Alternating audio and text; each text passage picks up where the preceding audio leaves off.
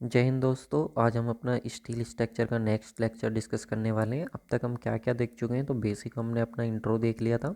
Intro के बाद हमने अपना रिविट कनेक्शन अपना पढ़ लिया था। रिविट के बाद हमने अपना बेल्डिंग कनेक्शन पढ़ लिया था। बेल्डिंग के बाद हमने अपना टेंशन मेंबर्स हमने देख लिया था। आज हम अपना कंप्रेशन मेंबर देखने वाले हैं। ठीक है, कंप्रेशन मेंबर के बाद जो रहेगा नेक्स्ट हमारा बीम रहेगा। ठीक है, बीम के बाद एक दो टॉपिक और बचेगा, वो भी मैं आप लोग को करा दूंगा।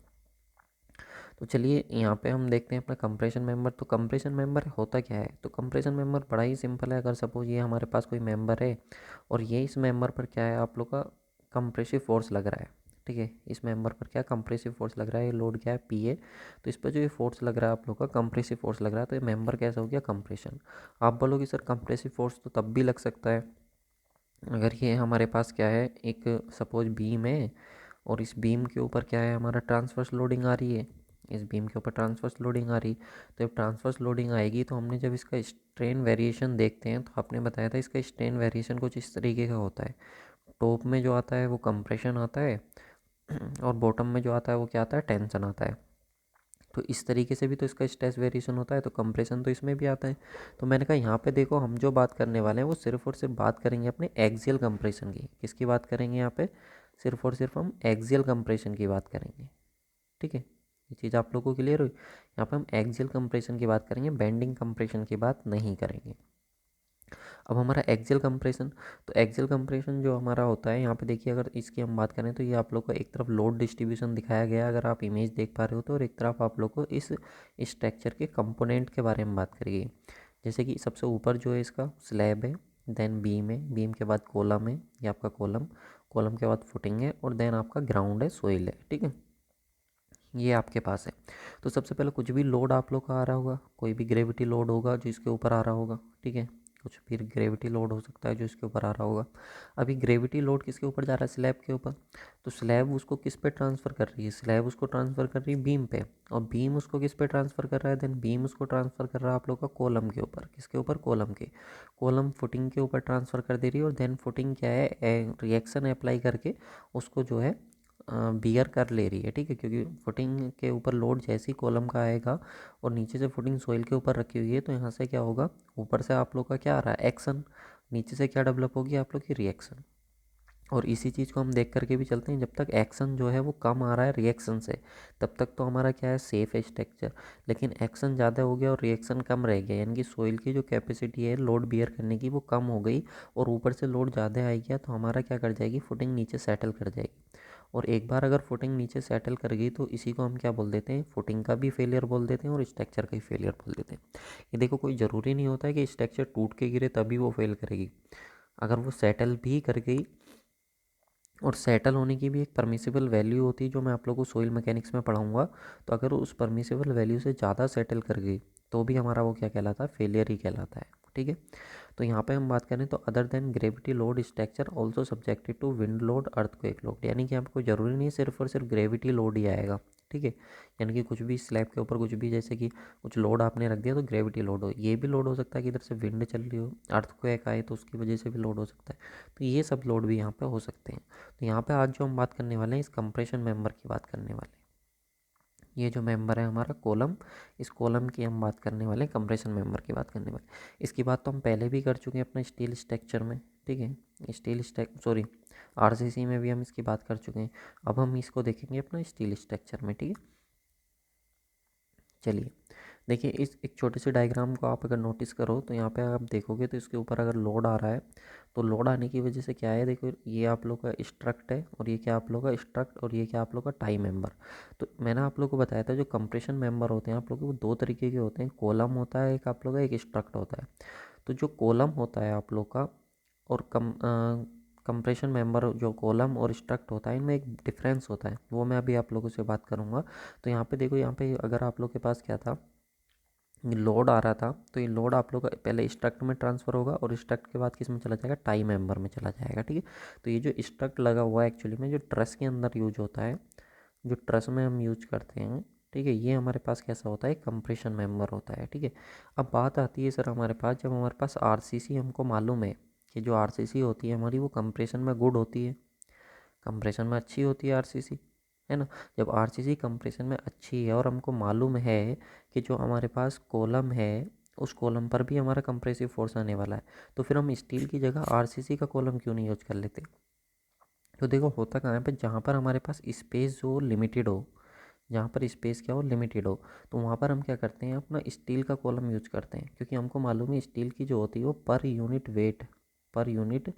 वेट जो होती है, स्ट्रेंथ जो होती है एक्चुअली में, स्ट्रेंथ पर यूनिट वेट वो बहुत ज़्यादा होती है एज कम्पेयर टू आरसीसी। ठीक है, आरसीसी की जो है अगर उतनी ही स्ट्रेंथ के लिए एक आप आरसीसी का कॉलम प्रिपेयर करो और उतनी ही स्ट्रेंथ के लिए आप एक स्टील का कॉलम प्रिपेयर करो, तो आप देखोगे जो स्टील का कॉलम है वो कम स्पेस में आप लोग का आ जाएगा, लेकिन वहीं पर उसी स्ट्रेंथ का जब आप देखोगे आरसीसी का कॉलम तो वो बहुत ज़्यादा स्पेस को कवर करेगा। तो इसलिए जहाँ पर हमारे पास स्पेस लिमिटेड होती है वहाँ पर हम करते हैं कि अपना आरसीसी का ना प्रोवाइड करा करके कॉलम हम किसका प्रोवाइड कराते हैं, अपना स्टील का प्रोवाइड कराते हैं। तो ये चीज़ मैंने मेंशन की, why use steel column whereas concrete is good in compression. जो आपकी कॉन्क्रीट होती है वो अच्छी होती है, लेकिन उसके बाद भी हम स्टील का कॉलम प्रोवाइड कराते हैं। तो उसका रीज़न मैंने आपको दे दिया, जो इसकी हाई स्ट्रेंथ होती है पर यूनिट वेट, इसलिए हम इसको क्या है प्रोवाइड कराते हैं। और कहाँ कहाँ पे यूज़ करते हैं, जैसे कि रेलवे प्लेटफॉर्म हो गया। अब रेलवे प्लेटफॉर्म में आपने देखा होगा कम स्पेस वहाँ पे रहता है, ठीक है, और लोग आते जाते रहते हैं, तो इसलिए वहाँ पे आरसीसी का तो बना नहीं सकते, तो स्टील का यूज़ करते हैं। इंडस्ट्रियल बिल्डिंग होती है, वहाँ पे स्पेस ज़्यादा चाहिए होती है, मशीन आ रही हैं जा रही हैं इधर उधर, सामान रखा हुआ है बहुत ज़्यादा, तो वहाँ पे भी हम इसका यूज करते हैं। बात आती है कॉलम और स्ट्रक्ट में क्या डिफरेंस होता है। कॉलम जो होता है जनरली एक्सियल लोडेड मेंबर होता है। कॉलम की अगर हम बात करें कॉलम क्या होता है, तो जनरली एक्सियल लोडेड मेंबर ये होता है, यानी कि इस पे आप लोग का क्या आएगा, हम एक्सियल लोड ही कंसिडर करके चलेंगे ये अपना। ठीक है, इस तरीके से हमारे पास क्या है एक्सियल कंप्रेसिव फोर्स हम कंसिडर करके चलेंगे। बस ये चीज़ आपको ध्यान भी रखनी है। क्यों, क्योंकि मैंने आप लोग को पहले दोनों चीज़ों में बता दिया है, अगर आप लोग का ये कंडीशन है यहाँ पे एक्सियली कंप्रेशन आ रहा है तो इसमें जो अलाउेबल कंप्रेसिव स्ट्रेस होगी वो 0.6 Fy होगी। ठीक है, लेकिन वहीं पर बेंडिंग में कंप्रेशन की बात होगी, अगर ये बीम है, ठीक है, ये बीम है और बीम पे ट्रांसवर्स लोड आ रहा है और ये बेंड कर रहा है, तो बेंडिंग में जो कंप्रेशन होगा, ठीक है, बेंडिंग में जो अलाउेबल कंप्रेशन होगा उसकी वैल्यू 0.66 Fy। पहले बता चुका हूँ WSM के अकॉर्डिंग, क्योंकि अभी हम WSM पढ़ लें, इसके बाद मैं आप लोगों को LSM भी बताऊँगा। ठीक है, LSM से क्या क्या पूछा जाता है वो भी आप लोग के साथ डिस्कस कर लूँगा। तो हमारे पास जनरली एक्सियली लोडेड मेंबर ये होगा, but sometimes in framed structure bending moment and shear force also come. देखिए जो हमारा कॉलम होता है, ये बात तो सही है कि जो कॉलम होता है वो एक्सियली लोडेड होता है, लेकिन कई बार क्या होता है अगर हमारा कॉलम फ्रेम स्ट्रक्चर में है, ठीक है, फ्रेम्ड स्ट्रक्चर है, फ्रेम क्या होता है तो स्ट्रक्चर मैं आप लोगों को बड़े अच्छे से बता चुका हूँ। अगर फ्रेम स्ट्रक्चर हमारे पास है तो उस फ्रेम स्ट्रक्चर में क्या होता है, कई बार बेंडिंग मोमेंट भी आ जाता है और शियर फोर्स भी आ जाता है। तो हम क्या करेंगे, बेंडिंग मोमेंट के लिए भी और शियर फोर्स के लिए भी यहाँ पर डिज़ाइन करने वाले हैं जो हमारा कॉलम होगा।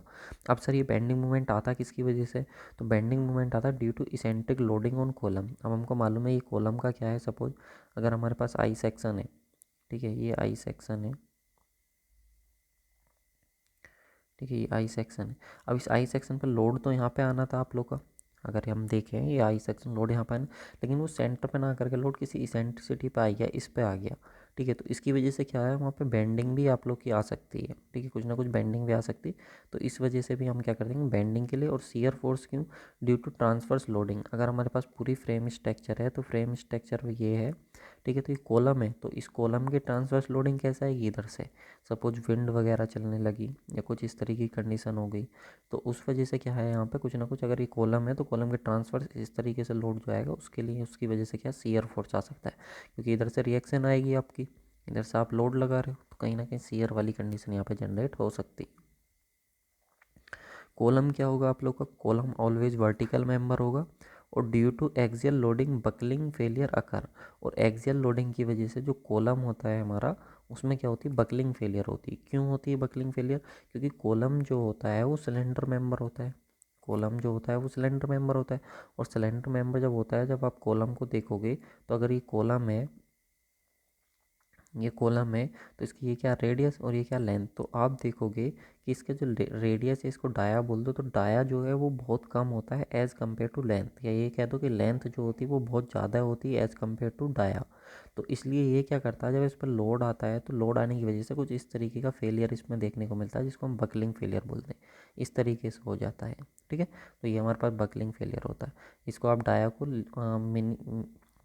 डाया मीन्स यहाँ पर लीस्ट लेटरल डायमेंशन भी कह सकते हो। आपके जो आपका कॉलम है उसकी जो लीस्ट लेटरल डायमेंशन होगी उसके कंपैरिजन में जो है लेंथ तो बहुत ज़्यादा होती है, तो इसलिए यहाँ पे बकलिंग फेलियर होता है।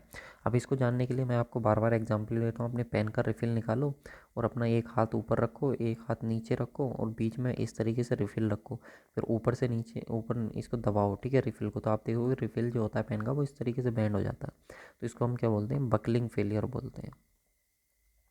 ये हमारे पास क्या हो जाता है, बकलिंग फेलियर हो जाता है, ठीक है। अब बात करें स्ट्रक्ट की, तो स्ट्रक्ट क्या होता है सर, तो स्ट्रक्ट जो होता है it may be inclined horizontal and vertical. जो हमारे पास स्ट्रक्ट है ये इंक्लाइंड भी हो सकता है, हॉरिजॉन्टल भी हो सकता है, वर्टिकल भी हो सकता है। जबकि जबकि हम बात करें कॉलम की, ठीक है, तो कॉलम हमारे पास सिर्फ और सिर्फ कैसा मेंबर था सर, वर्टिकल मेंबर था। कॉलम जबकि हमारे पास सिर्फ कैसा मेंबर था सर, वर्टिकल मेंबर था, ठीक है। तो इस चीज़ को आप ध्यान रखेंगे। तो अब हमारे पास क्या आता है, एक सॉरी और क्या हो सकता है, ओनली एक्सियल फोर्स कम, और इसमें एक्सियल फोर्स आता है, सिर्फ और सिर्फ इसमें एक्सियल फोर्स आता है। जो स्ट्रक्ट होता है इसमें एक्सियल फोर्स आता है।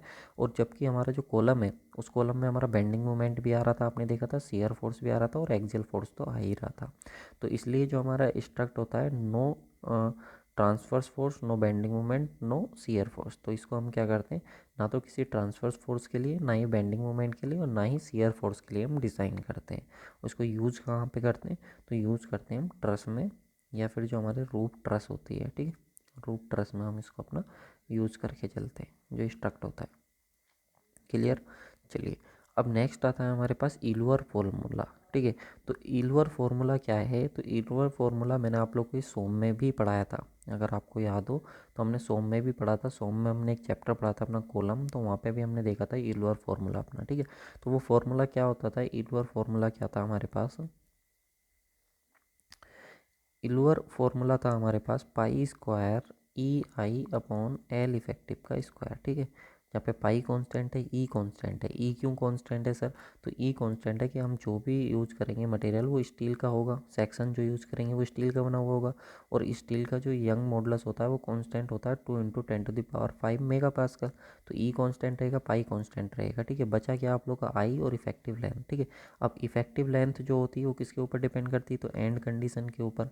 कॉलम की एंड कंडीशन कैसी है, कॉलम आप लोग का दोनों एंड से फिक्स है, कि कॉलम आप लोग का एक एंड से हिंज है और दूसरे एंड से फिक्स है, कॉलम एक एंड से फिक्स है दूसरे एंड से फ्री है, या फिर जो कॉलम है आप लोग का वो बोथ एंड से हिंज है, ठीक है।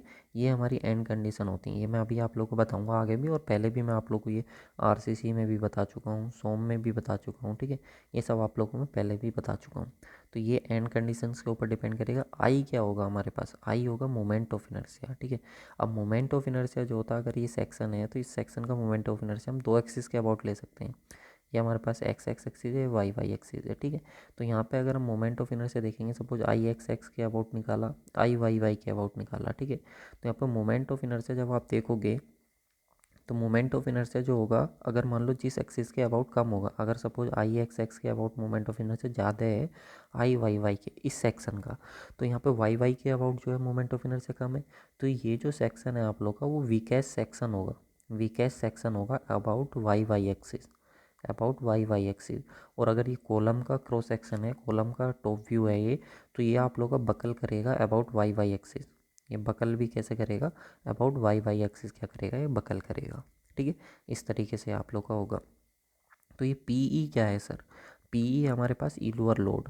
अब ईलुअर लोड को हम ये भी बोल सकते हैं कि load require to buckle the column, यानी कि अगर एक कॉलम है तो इस कॉलम पे हम कितना लोड लगाएं, कितना लोड रिक्वायर्ड होगा इस कॉलम को बकल करने के लिए।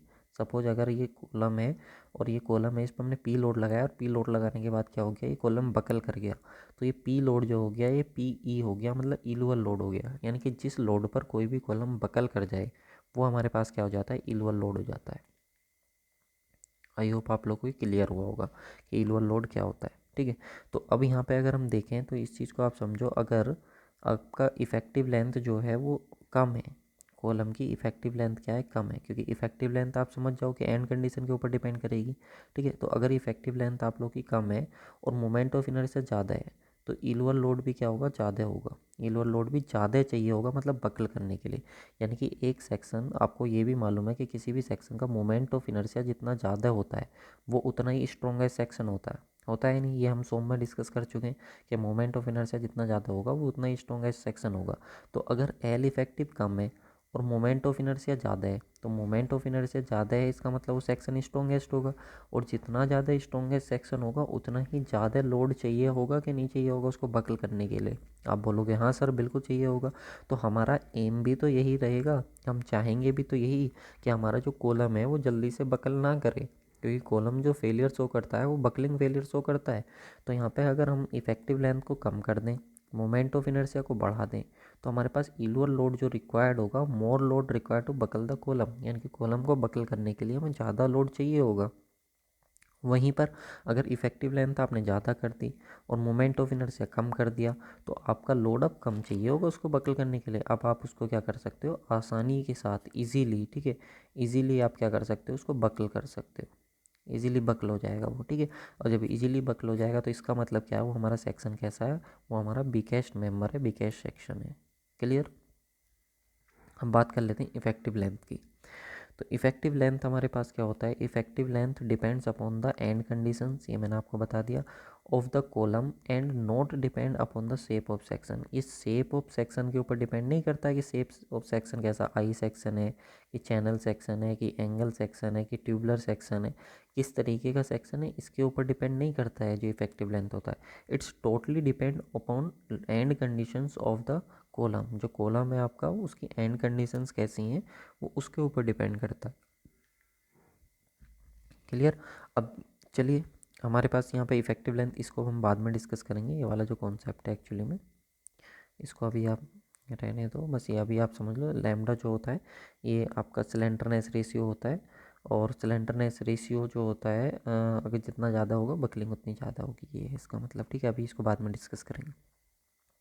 तो एल इफेक्टिव, जिसके दूसरे नाम क्या क्या होते हैं, इसको इफेक्टिव लेंथ भी बोलते हैं, इसको अनसपोर्टेड लेंथ भी बोलते हैं, इसको distance between two point of contraflexure, जो कॉन्ट्राफ्लेक्चर पॉइंट होते हैं उनके बीच की डिस्टेंस होती है उसको भी हम अपना एल इफेक्टिव लेंथ बोलते हैं। ठीक है, अगर इसमें थोड़ा सा भी डाउट हो तो पहली वीडियोज़ आप देख लेना जो आरसीसी वगैरह की, वहाँ पर काफ़ी डिटेल में मैंने डिस्कस कर रखा है। अब ये जो होती है हमारे पास फिक्स्ड सपोर्ट होती है, ये जो होती है हमारे पास फिक्स्ड सपोर्ट होती है। अब वो लिख के नहीं देगा कि कॉलम की जो एंड कंडीशन है वो फिक्स्ड है, कॉलम की जो एंड कंडीशन है वो फिक्स्ड है, ऐसे नहीं लिख के देगा। वो लिख के देगा रीस्ट्रेंड इन पोजीशन, यानी कि पोजीशन में तो अपनी रीस्ट्रेंड है, रुका हुआ है, as well as in rotation, यानी कि वो रीस्ट्रेंड है, रुका हुआ है अपनी पोजीशन में भी और रोटेशन में भी, यानी कि ना तो वो इधर जा सकता, ना इधर जा सकता, और ना ही वो घूम सकता है। तो वो किस तरीके की सपोर्ट होगी, फिक्स सपोर्ट। हमें इस तरीके से समझ जाना। वो बोलेगा रीस्टेन इन पोजीशन, यानी कि पोजीशन में तो अपना बना हुआ है but free in rotation, rotation वो कर सकता है। तो अगर इस तरीके कंडीशन है तो आपकी कौन सी सपोर्ट होगी, हिंज सपोर्ट, क्योंकि पोजीशन में तो ना इधर जा सकता ना इधर जा सकता, बट रोटेशन के अबाउट फ्री है, तो ये इस तरीके से घूम जरूर सकता है। ठीक है, अगला बोलेगा वो free in position as well as in rotation, यानी कि पोजीशन में भी फ्री है और रोटेशन में भी। जैसे कि ये कॉलम है तो अगर आप चाहो तो इसको इधर भी लेकर के जा सकते हो, इधर भी, और घुमा भी सकते हो। ठीक है, तो ये हमारे पास क्या होती हैं, एंड कंडीशंस होती हैं। ठीक है, किस किस तरीके की एंड कंडीशंस हो सकती हैं। तो इफेक्टिव लेंथ हम देख लेते हैं अपनी अलग अलग केसेस में। जैसे कि सबसे पहले अगर दोनों एंड क्या हमारे फिक्स हैं, दोनों एंड क्या फिक्स हैं, तो दोनों एंड फिक्स हैं, तो ये जो होगी हमारे पास वो इफेक्टिव लेंथ होगी।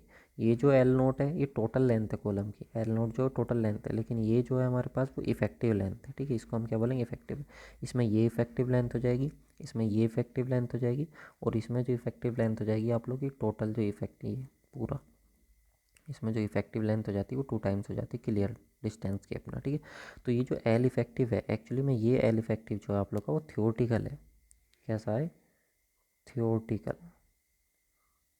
ठीक है, इसको लिखते हैं थियोरटिकल है ये वाला जो है। तो एल इफेक्टिव जो थियोरटिकल होता है आप लोग का, ये आप लोग का सोम में यूज करा जाता है एक्चुअली में। तो एल नोट बाई टू होता है इस कंडीशन में, जो होता है जब एक एंड आपका फिक्स हो दूसरा एंड हिंज हो तो L naught by root two होता है। जब दोनों एंड हिंज हो आपके तो एल इफेक्टिव जो होता है वो एल नोट होता है। और जब एक एंड फिक्स हो दूसरा फ्री हो तो आपका जो इफेक्टिव लेंथ होता है वो टू एल नोट होता है। क्लियर। अब रिकमेंडेड क्या होता है डिज़ाइन के लिए, डिज़ाइन के लिए हम क्या यूज़ करते हैं, चाहे वो आरसीसी हो या हमारे पास क्या हो स्टील हो, ठीक है। तो उस समय क्या यूज़ करते हैं हम, तो डिज़ाइन के लिए यूज़ करते हैं जो हमारी effective length L naught by two थी जो कि 0.5 एल नोट आनी थी, तो इसको हम क्या कुछ बढ़ा करके लेते हैं अपना। तो हम इसको 0.7 एल नोट कर लेते हैं। कितना कर लेते हैं, 0.7 एल नोट। ऐसे इस वैल्यू को जब आप सोल्व करोगे तो 0.7 एल नोट आएगी। तो इसको हम कुछ बढ़ा करके ले लेते हैं, कितना, 0.8 एल नोट। ये हमारे पास एल नोट ही रहती है डिज़ाइन में भी और थियोरटिकल में भी। ये भी हमारा सेम रहता है डिज़ाइन और थियोरटिकल में भी। अब देखो इस पर बहुत एक इंपॉर्टेंट कॉन्सेप्ट हमारा बनता है, इसको ध्यान से देख लेना नोट पॉइंट। जब तक क्वेश्चन में मटेरियल डिफाइन ना करे तब तक आपको इफेक्टिव लेंथ का जो कॉन्सेप्ट है वो सोम के अकॉर्डिंग लेना है। सोम के अकॉर्डिंग मतलब जब तक वो मटेरियल ना बोले कि आरसीसी है या फिर आरसीसी का कॉलम है कि स्टील का कॉलम है, तो आपको इफेक्टिव लेंथ निकालने के लिए इस डेटा का यूज करना है, थियोरटिकल वाले डेटा का यूज करना। लेकिन जब वो आपको बोल दे, जब आपको डिफ़ाइन कर दे कि आरसीसी का कॉलम है कि स्टील का कॉलम है, तो प्रॉपर अगर डिफ़ाइन कर देगा तो आपको ये वैल्यूज़ का यूज़ करके इफेक्टिव लेंथ निकालनी है, ठीक है। तो ये एक इंपॉर्टेंट कॉन्सेप्ट है, इस चीज़ को आप ध्यान रखेंगे। क्लियर। देखिए इसके रिगार्डिंग मैं क्वेश्चंस भी लेकर के आया हूँ, ये देखिए ये क्वेश्चन है आप लोग का। इसमें बोला a compression member has a centre to centre length 4 metre, is it is fixed at one end hinge at another end. एक एंड पे जो है वो फिक्स है और दूसरे एंड पे हिंज है, तो उसकी इफेक्टिव लेंथ बतानी है। तो देखो इसने कुछ इस कंडीशन की बात करी है कि एक एंड पे फिक्स है और दूसरे एंड पे क्या है, हिंज है। तो इस केस में जब इससे सोल्व करोगे आप तो 0.7 एल नोट आएगा, और जब इससे सोल्व करोगे तो 0.8 एल नोट आएगा। अब क्वेश्चन को जब आप ध्यान से पढ़ोगे तो थियोरटिकल और जो हमारा कॉलम है अगर उसके अकॉर्डिंग आप देखोगे तो यहाँ पे कहीं पे भी डिफाइन नहीं करा है कि कॉलम आप लोग का कौन सा है। कॉलम आप लोग का कौन सा है, कि आरसीसी का कॉलम है कि स्टील का कॉलम है। उसने जनरल इफेक्टिव लेंथ हमसे पूछी। तो जब आप इस फॉर्मूले का यूज करके, जब आप इस फॉर्मूले का यूज करके सोल्व करोगे तो कितना आएगा, 0.7 इंटू एल की वैल्यू कितनी 4, तो कितना आ जाएगा 7 चौक 28, 2.8 मीटर आ जाएगा। और जब इसका आप यूज करोगे तो 0.8 इंटू 4, तो यहाँ से कितना आ जाएगा 3.2 मीटर आ जाएगा, ठीक है। अब दिक्कत वाली बात ये है कि ऑप्शन में दोनों है, 2.8 मीटर भी है और 3.2 मीटर भी। तो अब हम कौन सा सेलेक्ट करें, तो हम सेलेक्ट करेंगे अपना 2.8 मीटर। क्यों, क्योंकि हमसे उसने क्या बोला, क्वेश्चन में ये नहीं बोला है कि आपका जो कॉलम है वो आरसीसी का है, कॉलम जो है वो आरसीसी का है, या फिर जो आपका कॉलम है वो किसका है, स्टील का। अगर वो ये डिफाइन करता तो आंसर हमारा बी होता। तो हम इसको किसकी तरह सोल्व कर रहे हैं, अपना सोम की तरह क्वेश्चन को सोल्व करेंगे। क्लियर, इस चीज़ को ध्यान रखेंगे। चलिए अब वहीं पर आ जाते हैं। अब देखिए जो हमारे पास क्या था, इक्वल लोड का फॉर्मूला था वो ये था, यही वो इक्वल लोड था। इक्वल लोड मतलब जितना लोड हमको रिक्वायर्ड है, कि कितना लोड जो है हमको रिक्वायर्ड है to buckle a column, to buckle the column, ठीक है। कॉलम को बकल करने के लिए कितना लोड हमको रिक्वायर्ड है, दैट इज़ हमारे पास क्या हो गया, इलवल लोड हो गया। तो ये इलवल लोड हो गया। अब हमारे पास आई हमको मालूम है सर, आई क्या होता है, हमारे पास मोमेंट ऑफ इनर्शिया होता है। ई क्या है, यंग मॉडुलस है या फिर मॉडुलस ऑफ इलास्टिसिटी है। पाई तो कांस्टेंट है ही, ई भी कांस्टेंट है हमारा। लेकिन अगर हम यहाँ पे बात करें किसकी, इफेक्टिव लेंथ की, तो इफेक्टिव लेंथ मैंने आप लोगों को बताया दी किसके ऊपर डिपेंड करती है, एंड कंडीशन के ऊपर डिपेंड करती है। जो इफेक्टिव लेंथ होती है वो एंड कंडीशन के ऊपर डिपेंड। अब आई क्या होता है, आई होता है मोमेंट ऑफ इनर्शिया। तो मोमेंट ऑफ इनर्शिया की अगर हम बात करें तो moment of inertia I is equal to होता है ए आर मिनिमम का स्क्वायर, यही होता है। अब आर मिनिमम क्या होता है, ए तो चलो सर मालूम है, ए तो एरिया हो गया। लेकिन आर मिनिमम क्या होगा, तो आर मिनिमम होगा हमारे पास मिनिमम रेडियस ऑफ जायरेशन। क्या होगा, मिनिमम रेडियस ऑफ जायरेशन। ये मोमेंट ऑफ इनर्शिया का फॉर्मूला होता है according to parallel axis theorem, अगर आपको याद हो तो यहाँ पे हमारे पास क्या हो जाता है, तो यहाँ पे आई की जगह हमने ए आर स्क्वायर पुट कर दिया अपना। तो यहाँ पे अब आर जो स्क्वायर है, आर मिनिमम स्क्वायर है, इसको हम नीचे लेके आ रहे हैं। तो नीचे लेके आ रहे हैं तो effective length upon R minimum का स्क्वायर। अब आपको याद होगा कि एक वर्ड मैंने आप लोगों को पहले भी बताया था, सिलेंडरनेस रेशियो, ठीक है, सिलेंडरनेस रेशियो। तो जो लैम्डा होता है ये होता है आप लोग का effective length upon are minimum, इनका रेशियो होता है। तो L effective upon are minimum की जगह हम क्या पुट कर देंगे, अपना लैम्डा पुट कर देंगे। तो यहाँ पे लैम्डा हमने पुट कर दिया, तो लैम्डा का स्क्वायर। अब ये लैम्डा क्या है हमारे पास, अब लैम्डा है हमारे पास स्लेंडरनेस रेशियो, स्लेंडरनेस रेशियो। अब देखो, अगर इस फॉर्मूले को देखो आप, तो हमें अगर इल्वल लोड निकालना था, यानी कि कितना लोड रिक्वायर्ड होगा हमें उस कॉलम को बकल करने के लिए, तो वो डिपेंड कर रहा था मोमेंट ऑफ इनर्शिया के ऊपर भी और इफेक्टिव लेंथ के ऊपर भी। यानी कि यहाँ पे पी जो था वो फंक्शंस था आपका आई का भी एंड एल इफेक्टिव का भी, है कि नहीं। लेकिन अब यहाँ पे आ जाओ आप लोग, इस वाले फॉर्मूले से देखो।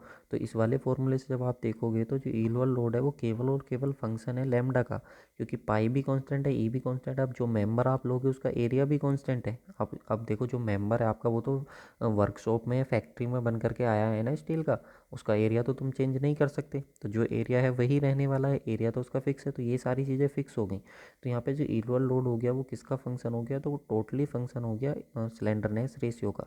तो ये फॉर्मूला जो होता है हमारा वो ज़्यादा इकोनॉमिकल माना जाता है।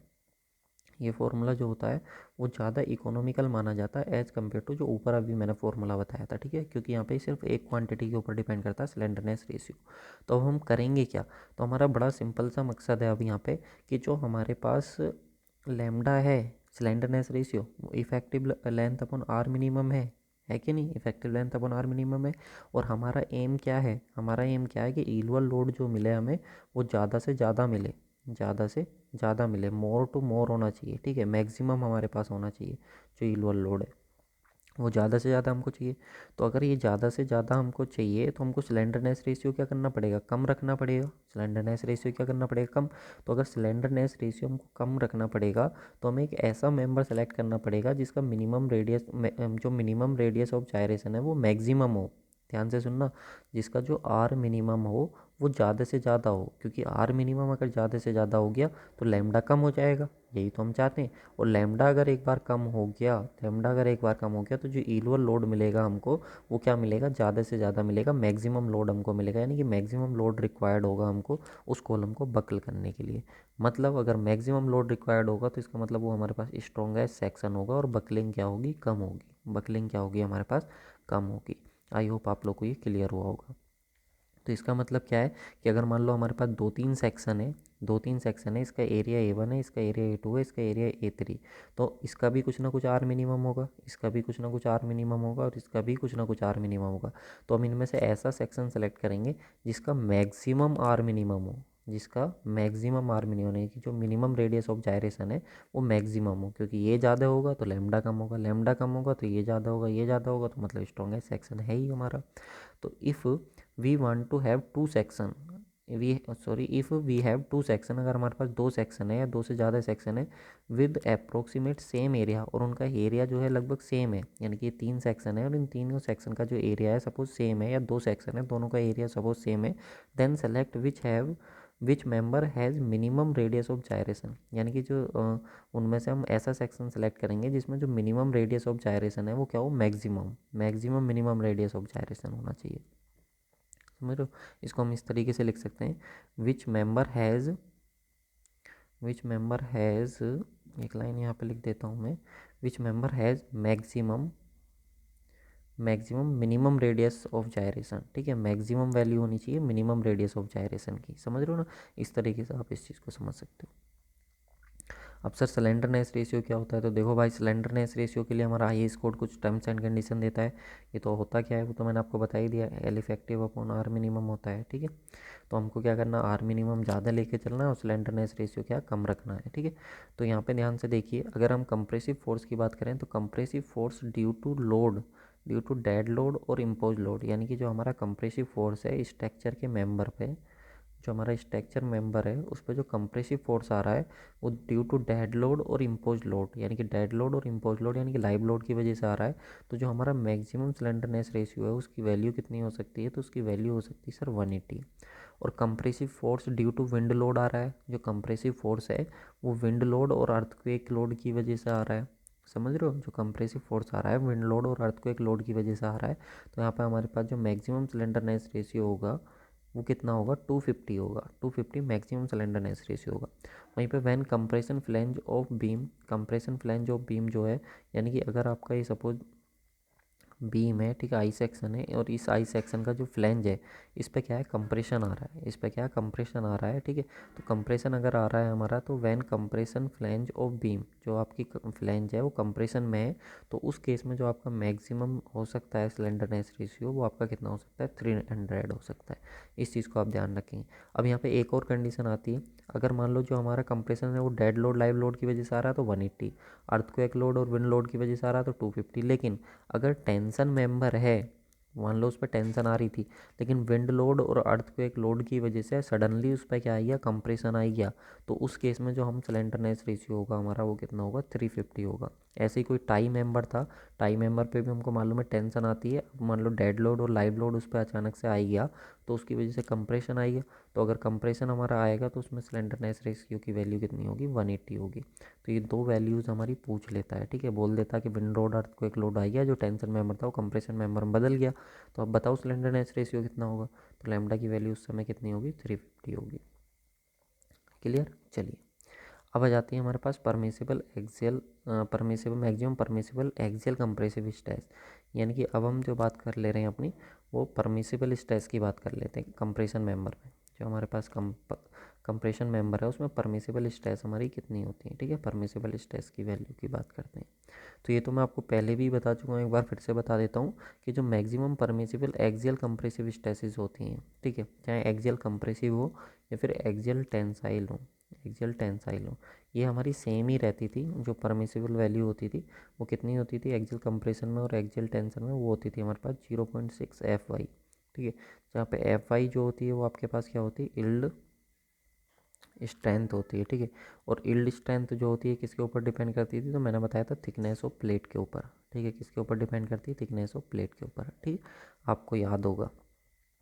तो अब यहाँ से अगर फैक्टर ऑफ सेफ्टी निकालेंगे तो yield strength upon allowable strength या फिर परमिसिबल स्ट्रेंथ, ठीक है। अलाउएबल या परमिसिबल का मतलब आपको समझ में आता है ना, देखो या तो वो अलाउएबल कह दे या फिर वो परमिसिबल कह दे, तो दोनों का मतलब एक ही होता है, ठीक है। इसको आप ऐसे समझो, सपोज आपके पास क्या है, 1 लीटर की पानी की बोतल है, 1 लीटर की वाटर बोतल है आपके पास, ठीक है, 1 लीटर की वाटर बोतल है। अब मैं इसके अंदर आपसे बोल रहा हूँ कि इसके अंदर आप क्या करो, वाटर परमिट करो, तो आप कितना वाटर परमिट कर सकते हो, तो आप बोलोगे 1 लीटर, क्योंकि 1 लीटर अगर इसकी कैपेसिटी है तो हद से ज़्यादा इसके अंदर कितना पानी डाल सकते हो आप, 1 लीटर पानी ही तो डाल सकते हो ना। तो वैसे ही क्या है कि इसका मतलब 1 लीटर हम अलाउ कर सकते हैं इसमें या फिर परमिट कर सकते हैं, तो दोनों वर्ड का मतलब एक ही होता है, अलाउ या फिर परमिट, ठीक है। तो 1 लीटर पानी आप इसके अंदर डाल दो या 1 लीटर क्या करो आप इसके अंदर 1 लीटर अलाउ कर दो या परमिट कर दो, दोनों का मतलब क्या होता है, एक ही होता है। तो परमिट या अलाउएबल का मतलब होता है जितना उसके अंदर आ सकता है, ठीक है, जितना हम मतलब एक तरीके से आप समझ सकते हो जितना हम उसके अंदर परमिट कर सकते हैं, क्योंकि इसके अंदर 1 लीटर इसकी कैपेसिटी, तो 1 लीटर ही आप इसके अंदर डाल सकते हो, इससे ज़्यादा अगर आपने डालने की कोशिश करी तो पानी बाहर निकलने लगेगा, ठीक है। तो ये होता है। तो फैक्टर ऑफ सेफ्टी क्या हो जाएगा, इल्ड स्ट्रेंथ अपॉन नीचे अलाउएबल आ जाएगा, तो ऊपर इल्ड आएगी, अलाउएबल कितना 0.6 है, तो सोल्व करेंगे तो 1.67। तो याद रखेंगे जो हमारा फैक्टर ऑफ सेफ्टी होता है कंप्रेशन के केस में वो कितना लेकर के चलते हैं, 1.67। जेई के पॉइंट ऑफ व्यू से इम्पोर्टेंट है, ठीक है, पूछा जाता है एग्जाम में। नेक्स्ट हम बात करते हैं डिज़ाइन कंप्रेसिव स्ट्रेंथ और स्ट्रेस। तो डिज़ाइन कंप्रेसिव स्ट्रेंथ जो होती है हमारे पास, क्योंकि मैंने आपको बताया था कि आपको याद होगा कि कॉलम पर ऐसा नहीं सिर्फ एक्सियल एक्सियल कंप्रेशन आएगा, कॉलम पर जो है सिर्फ ज़रूरी नहीं कि एक्सियल कंप्रेशन आएगा, वहाँ पे इसेंट्रिसिटी की वजह से बेंडिंग मोमेंट आ सकता है, ट्रांसवर्स लोड की वजह से शियर फोर्स आ सकता है, ये सब आ सकता है ना। तो हम डिज़ाइन कंप्रेसिव स्ट्रेंथ कितनी लेकर के चलेंगे, हम डिज़ाइन के केस में कितनी स्ट्रेंथ मान करके चलेंगे अपनी। तो डिज़ाइन कंप्रेसिव स्ट्रेंथ और स्ट्रेस, तो डिज़ाइन कंप्रेसिव स्ट्रेंथ और स्ट्रेस की अगर बात करेगा तो कई बार इसको हम FCD से भी लिख देते हैं और इसको सिग्मा CD से भी लिख देते हैं। तो डिज़ाइन कंप्रेसिव स्ट्रेस या स्ट्रेंथ आप इसको मान के चलेंगे, डिज़ाइन कंप्रेसिव स्ट्रेंथ और स्ट्रेस, ठीक है, कुछ भी आप इसको बोल देना। तो ये होगी क्या, तो इसकी वैल्यू होगी मिनिमम, मिनिमम ऑफ जो एक्सियल में वैल्यू थी, एक्सियल में वैल्यू कितनी थी 0.6 FY, और अगर आप बात कर रहे हो बेंडिंग की भी और शियर फोर्स की भी, तो ये तो रहेगी जो एक्सियल वाली थी, इसको हम क्या करेंगे एक फैक्टर से मल्टीप्लाई करा देते हैं, इस फैक्टर से क्या करा देते हैं, मल्टीप्लाई करा देते हैं। और ये जो फैक्टर है वो किसने दिया, तो मर्चेंट रैंकाइन फॉर्मूला, तो ये मर्चेंट रैंकाइन फार्मूला है हमारा, जिसको हम बोलते हैं, इस पूरे फार्मूले को हम मर्चेंट रैंकाइन फार्मूला भी बोल देते हैं। तो ये हमारे पास आ जाता है परमिसिबल डिज़ाइन कंप्रेसिव स्ट्रेस, जिसमें सिग्मा सी डी। अब यहाँ पे 2-3 चीज़ें आ रही हैं। ये एफ सी सी क्या है? ये एफ सी सी की पावर एन है, एफ वाई की पावर एन है, 1/n है, और ये 0.6 एफ वाई तो आपको मालूम ही है। चलो एफ वाई तो आपको मालूम है कि यील्ड स्ट्रेस है, लेकिन ये एन और एफ सी सी क्या है? ये दो नई चीज़ें क्या हैं, तो इनके बारे में हम बात कर लेते हैं। देखिए एफ सी सी या फिर सिग्मा सी सी ऐसे भी आ सकता है ये फॉर्मूला। जो ये एफ सी डी है इसकी जगह सिग्मा सी डी आ जाए, और जो एफ सी सी है उसकी जगह सिग्मा सी सी आ जाए। तो परेशान नहीं होना, कुछ भी वो दे दे तो आपको समझ जाना है ये क्या है। मैं अभी आपको बता देता हूँ। देखिए हमको मालूम है कि जो इलुअल लोड होता है P E equal to pi square E A upon lambda square, ये होता है। अभी इस ए को क्या है, मैं इधर लेके आना चाह रहा हूँ, तो पी अपॉन ए हो जाएगा, और इधर हो जाएगा पाई स्क्वायर ई अपॉन लैम्डा स्क्वायर। अब ये देखो load upon area, load upon area क्या हो गया? स्ट्रेस। तो ये स्ट्रेस जो आया है मेरे पास वो इलुअर क्रिटिकल स्ट्रेस हम इसको बोल देते हैं। तो चाहे सिग्मा सी सी हो या एफ सी सी हो, तो इसका मतलब क्या है? इलुअर क्रिटिकल स्ट्रेस है ये हमारे पास, जिसकी वैल्यू जो होगी वो पाई स्क्वायर ई अपॉन कितनी होगी? लैम्डा स्क्वायर, ये वैल्यू होगी। एफ वाई क्या होगी सर? तो एफ वाई हमारे पास यील्ड स्ट्रेंथ होगी। एन एक कांस्टेंट है जिसकी वैल्यू जो रहेगी वो 1.4 रहेगी। ठीक है। तो अब यहाँ से अगर आप देखो तो जो आपका डिज़ाइन कंप्रेसिव स्ट्रेंथ है, जो डिज़ाइन कंप्रेसिव स्ट्रेंथ है वो फंक्शन है लैम्डा का, स्लेंडरनेस रेशियो का। जो डिज़ाइन कंप्रेसिव स्ट्रेंथ होती है वो फंक्शंस होता है स्लेंडरनेस रेशियो का। इंपॉर्टेंट है रेड कलर से इसीलिए मैंने लिखा। जो डिज़ाइन कंप्रेसिव स्ट्रेंथ होती है वो किसका फंक्शन होती है? Slenderness ratio. क्योंकि मैंने आपको बताया था आप क्या करोगे, जो आर मिनिमम है उसको मैक्सिमम लोगे। अगर ये आप मैक्सिमम लोगे तो लैम्डा आप लोग का क्या आएगा? क्योंकि हमारे पास लैम्डा कितना था? L effective upon are minimum था कि नहीं? तो आर मिनिमम को मैक्सिमम ले रहे हो तो लैम्डा कम आएगा, और लैम्डा कम आएगा तो इलुअल लोड क्या चाहिए होगा? हमको ज़्यादा चाहिए होगा कॉलम को बकल करने के लिए, है कि नहीं? ज़्यादा लोड हमको चाहिए होगा। तो यहाँ पे हमारे पास क्या होता है, जो डिज़ाइन स्ट्रेंथ होती है वो फंक्शंस होती है, किसका फंक्शंस होती है? स्लेंडरनेस रेशियो का। अब हमारे पास जो आई एस कोड है 800, वो हमको एक टेबल प्रोवाइड कराता है जो स्लेंडरनेस रेशियो इसकी अलग अलग वैल्यू के लिए, क्योंकि इसकी वैल्यू तो 180 तक जा सकती है, 250 तक जा सकती है। तो इसकी वैल्यू के लिए क्या करता है हमें, ये हमारे पास एफ वाई है, यील्ड स्ट्रेंथ है हमारी, स्टील की यील्ड स्ट्रेंथ है। तो अलग अलग यील्ड स्ट्रेंथ के लिए अलग अलग स्लेंडरनेस रेशियो की वैल्यू के लिए क्या होता है, हमें डिज़ाइन कंप्रेसिव स्ट्रेंथ जो है वो आई एस कोड प्रोवाइड कराता है। तो अगर सपोज हमने क्या करा, हमारे पास लैम्डा की वैल्यू आ गई, कौन सी? लैम्डा की वैल्यू आ गई हमारे पास सपोज 80। ठीक है, और हम जो यूज़ कर रहे हैं वो एफ वाई 250 यूज़ कर रहे हैं। तो हमारे पास जो डिज़ाइन कंप्रेसिव स्ट्रेंथ होगी वो डिज़ाइन कंप्रेसिव स्ट्रेंथ लैम्डा की वैल्यू 80 है, एफ वाई हमने 250 लिया, तो उसके सामने वाली वैल्यू जो होगी, जैसे ये D1 वैल्यू है, तो हमारे पास डिज़ाइन कंप्रेसिव स्ट्रेंथ जो आ जाएगी वो D1 आ जाएगी, ये वैल्यू आ जाएगी। तो A1 B1 C1 D1 ये कुछ ना कुछ वैल्यूज़ हैं, ठीक है, जो हमें कोड प्रोवाइड कराता है। तो यहाँ से हमको ये मिल जाएगा। क्लियर हुआ? चलिए, आई होप आप लोगों को क्लियर हुआ होगा। अब इसके बाद आता है हमारा लोड कैरिंग कैपेसिटी, यानी कि एक जो कॉलम है वो कितना लोड कैरी कर सकता है। ठीक है, अगर कोई कॉलम है या कोई कंप्रेशन मेंबर है तो कितना लोड कैरी कर सकता है, यानी कि कंप्रेसिव स्ट्रेंथ ऑफ कॉलम की बात करने वाले हैं। कॉलम की कितनी कंप्रेसिव स्ट्रेंथ होगी? तो कॉलम की कंप्रेसिव स्ट्रेंथ कितनी होगी, हमें उसकी डिज़ाइन कंप्रेसिव स्ट्रेस मालूम पड़ गई। डिज़ाइन कंप्रेसिव स्ट्रेस मालूम पड़ गई कि इतनी स्ट्रेस इस पर आ सकती हैं। अब उस मेंबर का एरिया हमको पता होगा, दोनों की मल्टीप्लाई कर दो तो हमको क्या मिल जाएगी? स्ट्रेंथ मिल जाएगी उस कंप्रेशन मेंबर की। कंप्रेशन मेंबर की क्या मिल जाएगी? स्ट्रेंथ। तो कंप्रेशन मेंबर की अगर स्ट्रेंथ निकालनी तो जो डिज़ाइन या फिर अलाउेबल या फिर डिज़ाइन कंप्रेसिव स्ट्रेस जो है हमारे पास, उसको हम मल्टीप्लाई कर देंगे ग्रोस एरिया से। अब इसमें ग्रोस एरिया क्यों लेते हैं सर? तो ग्रोस एरिया हम इसलिए लेते हैं कि देखो अगर हमारे पास ये मेंबर है, तो ये मेंबर है, अगर इसमें मान लो ये हमने होल कट करा है और इस पर कंप्रेसिव फोर्स आएगा, तो ये होल जो है ये भी इन्वॉल्व होगा इस कंप्रेशन में। कंप्रेशन में क्या करेगा, ये भी आप लोगों को कहीं ना कहीं कंप्रेसिव फोर्स को कैरी करेगा। तो ग्रोस एरिया हम लेकर के चलते हैं, no reduction in area for compression member due to rivet और बोल्ट होल। तो रिविट और बोल्ट होल की वजह से जो ये रिडक्शन हुआ है इसमें, इसको हम क्या करेंगे, कंसिडर करके चलेंगे। इसकी वजह से कोई भी डिडक्शन हम नहीं करेंगे। जबकि टेंशन में कुछ और होता था, टेंशन में अगर इधर फोर्स लग रहा है और इधर टेंसाइल फोर्स लग रहा है तो अब इसका रोल ख़त्म हो जाता था, तो इसको हम माइनस कर देते थे। लेकिन इसमें क्या है, इसको इंक्लूड करके चलेंगे, पूरा एरिया हम लेकर के चलेंगे ग्रोस एरिया। तो इस पूरी प्लेट का एरिया जो होगा वो ग्रोस एरिया आप लोग का हो जाएगा। तो इस प्लेट का एरिया भी आपको मालूम पड़ गया, ग्रॉस एरिया। अब इसकी डिज़ाइन कंप्रेसिव स्ट्रेंथ भी आपको मालूम पड़ गई कि कितनी इसकी डिज़ाइन की, तो लोड कैरिंग कैपेसिटी आप निकाल दोगे दोनों की मल्टीप्लाई करा के, तो ये हमारे पास यहाँ से आ जाएगा। ठीक है, तो अब हम डिज़ाइन के पॉइंट ऑफ व्यू से किस तरीके से अब चीज़ों को देखेंगे, तो डिज़ाइन के पॉइंट ऑफ व्यू से देखने के लिए हम करेंगे क्या अपना, देखिए बड़ा ही सिंपल सा है। फॉर डिज़ाइन के लिए हम क्या करेंगे अपना, हमारे पास डिज़ाइन का बड़ा ही सिंपल सा कॉन्सेप्ट होता है। कॉन्सेप्ट क्या होता है कि जो कंप्रेसिव स्ट्रेंथ है मेंबर की वो ज़्यादा होनी चाहिए अप्लाइड लोड से। अगर अप्लाइड लोड से स्ट्रेंथ ज़्यादा है तो कोई दिक्कत ही नहीं है। जहाँ पे हमारी स्ट्रेंथ कम हुई है, अप्लाइड लोड ज़्यादा हुआ, तो सेक्शन क्या कर जाएगा, फेल कर जाएगा। ठीक है नहीं, और हमारे पास जो कंप्रेसिव स्ट्रेंथ है वो कितनी है, तो कंप्रेसिव स्ट्रेंथ है हमारे पास design compressive strength into gross area. ठीक है, और ग्रेटर देन होनी चाहिए किससे, अप्लाइड लोड से, जो अप्लाइड लोड आने वाला। तो यहाँ से ग्रॉस एरिया अगर मैं निकालूँ तो ग्रॉस एरिया में निकालूंगा तो ये जाएगा अप्लाइड लोड अपॉन जो आपके पास स्ट्रेस है। ठीक है, जो अलाउेबल है, आप बोल सकते हैं अलाउेबल नहीं, डिज़ाइन कंप्रेसिव स्ट्रेस जो है वो, और ऊपर क्या जाएगा लोड। तो लोड जो अप्लाइड लोड है और नीचे जो आप लोग के पास डिज़ाइन कंप्रेसिव स्ट्रेंथ है, दोनों को डिवाइड करके यहाँ से हमें एरिया मिल जाएगा। ठीक है, अब ये जो एरिया आएगा ग्रॉस एरिया, इस वैल्यू से क्या होना चाहिए, ज़्यादा होना चाहिए या बराबर होना चाहिए। ठीक है, इस वैल्यू से ज़्यादा होना चाहिए या बराबर होना चाहिए। ठीक है, तो अब हम क्या करेंगे, यहाँ से हमारे पास एज्यूम करके चलेंगे। देखिए डिज़ाइन के लिए हम क्या अपनाने वाले हैं, बड़ी ही सिंपल फिलोसफी हमारी रहेगी डिज़ाइन के लिए। तो डिज़ाइन के लिए हमने क्या करा, एज्यूम कर लिया लैम्डा की वैल्यू 100। तो लैम्डा की वैल्यू 100 कर ली तो कोड से हमको एफसीडी मिल जाएगा, डिज़ाइन कंप्रेसिव स्ट्रेंथ मिल जाएगी। और डिज़ाइन कंप्रेसिव स्ट्रेंथ मिल गई तो जो अप्लाइड लोड है और जो डिज़ाइन कंप्रेसिव स्ट्रेंथ है, दोनों को डिवाइड करके हम क्या निकाल लेंगे, ग्रॉस एरिया। क्या निकाल लेंगे, ग्रॉस एरिया। अब हम एक ऐसा मेंबर सेलेक्ट करेंगे जिसका जो एरिया हो, जिस मेंबर का जो एरिया हो वो ज़्यादा होना चाहिए या फिर बराबर होना चाहिए इस ग्रॉस एरिया के।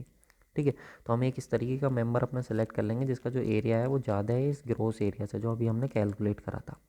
अब हम क्या करेंगे, if we need more than one section, अगर मान लो हमारे पास जो जो एरिया निकल करके आया है, अब स्टील का कोई भी सेक्शन इतने एरिया का है ही नहीं, कोई भी एरिया का, इतने एरिया का हमारे पास सेक्शन है ही नहीं। ठीक है, या फिर ऐसा समझ लो कि आपके पास जो है ये जो एरिया निकल करके आया है, सपोज पहले आप ये समझो, देखो जो आपने एरिया निकाला है, ठीक है, ये एरिया जो है ज़्यादा होना चाहिए ग्रॉस एरिया से। ठीक है, ग्रॉस एरिया से ज़्यादा होना चाहिए। अब जब ज़्यादा होना चाहिए और आपके पास क्या है, ऐसे मान के चलो कि आपके पास 3 मेंबर हैं, 1 2 3, ये 3 मेंबर हैं जिनका जो एरिया है वो इस ग्रॉस एरिया से ज़्यादा है। तो अब तीनों में से कौन सा मेंबर आप सेलेक्ट करोगे, तो इन तीनों में से वो मेंबर आप सेलेक्ट करोगे जिसका जो मिनिमम रेडियस ऑफ जायरेशन है, क्योंकि इसका भी कुछ ना कुछ होगा, इसका भी कुछ ना कुछ मिनिमम होगा, इसका भी।